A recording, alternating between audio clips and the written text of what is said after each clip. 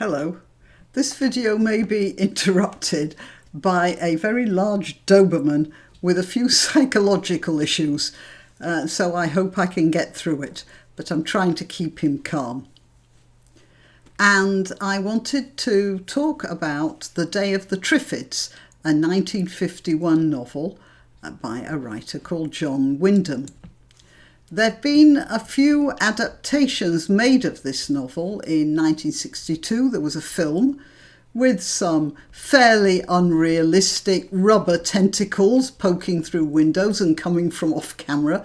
There have been several radio adaptations, slightly more successful because they needed less in the way of special effects, and at least 2 television serials and a couple of films inspired by the story, including an anime film which I understand was called something like The Attack of the Killer Cacti. In every case, the stories have concentrated on one thing, that is, the fight for dominance of living space between human beings and a genetically engineered, perpetually hungry, vicious and highly poisonous life form. What I've never seen in any discussion is how humanity got into that fix in the first place. In the Wyndham story, what happens is that a type of plant is bred for its oil, which happens to be extremely useful. In that, Wyndham was tapping into the idea that oil of any sort was going to be the downfall of civilization because people would do anything and sell their souls to obtain it. Again, as I keep on saying, a genius in the matter of writing is somebody who predicts the future, not because they see the future, but because they see the way things are going.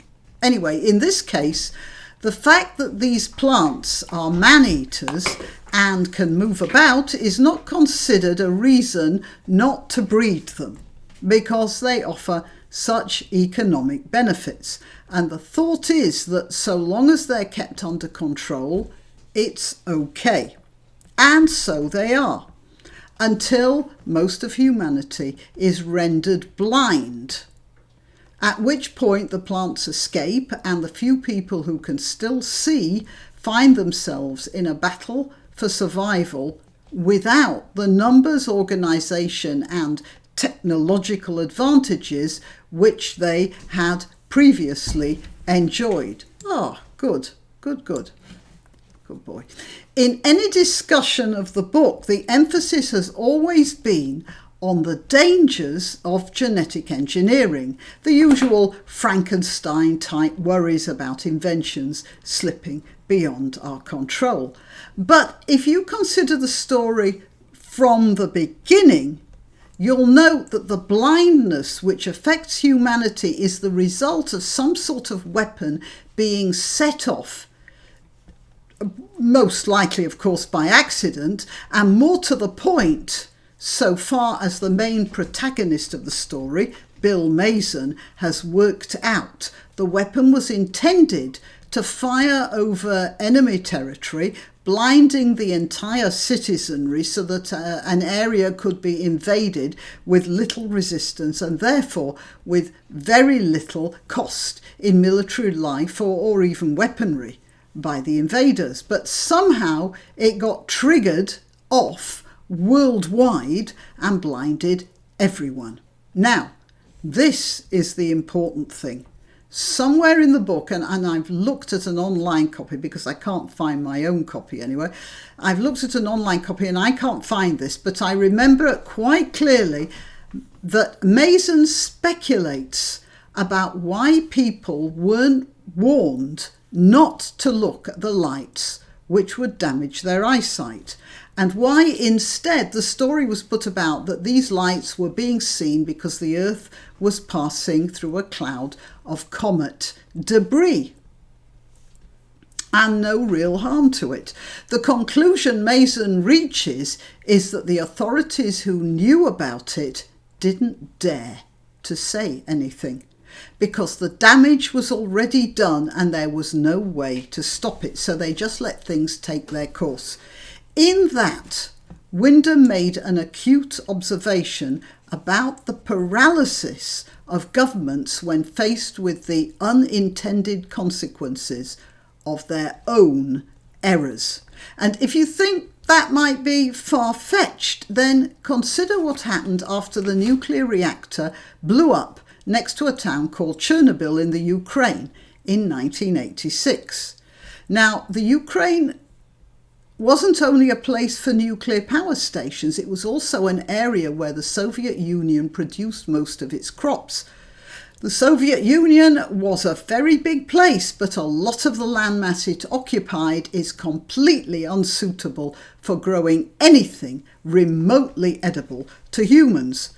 Admitting that the land around Chernobyl was contaminated and would be so for the next 50,000 years or more was exceedingly difficult for the local government and possibly even for the central government. For 36 hours after the explosion, which was being extensively reported in the Western press, people in that part of the Ukraine were being told that everything was all right and carry on as normal. Children were being taken out to play in irradiated playgrounds.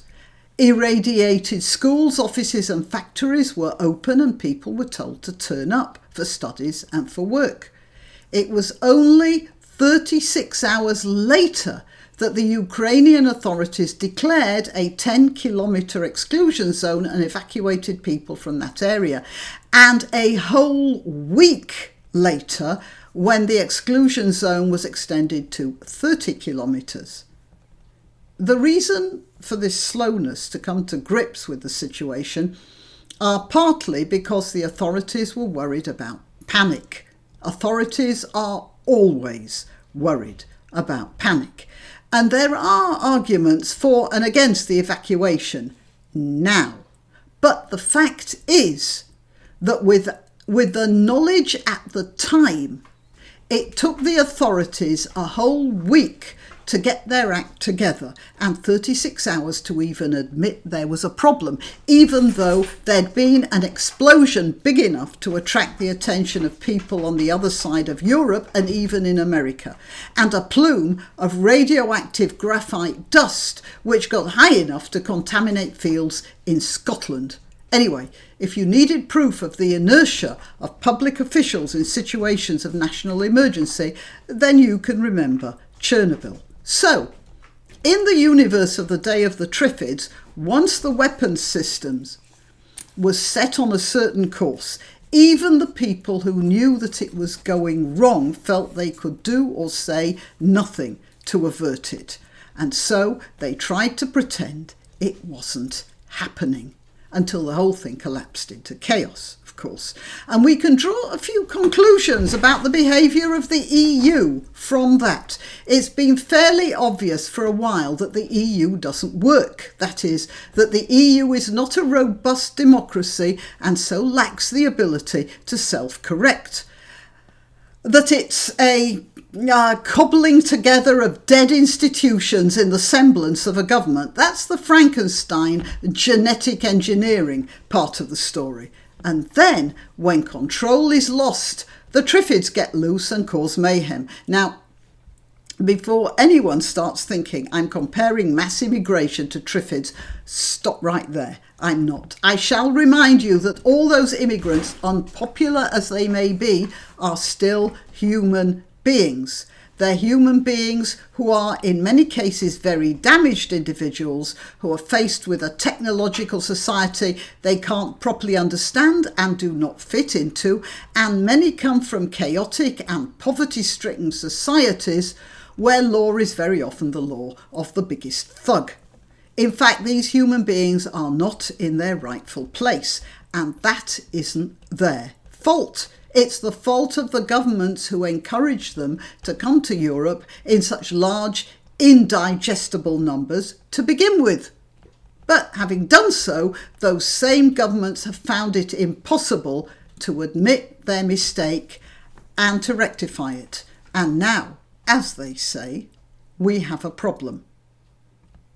Good luck to everybody on the 29th of March. Thanks for listening. Please like and subscribe, and if you wish to donate, click the subscribe star link where you can make a one-off payment or set up a regular contribution, or I have a PayPal account at grannyopteryx@gmail.com. Till next time.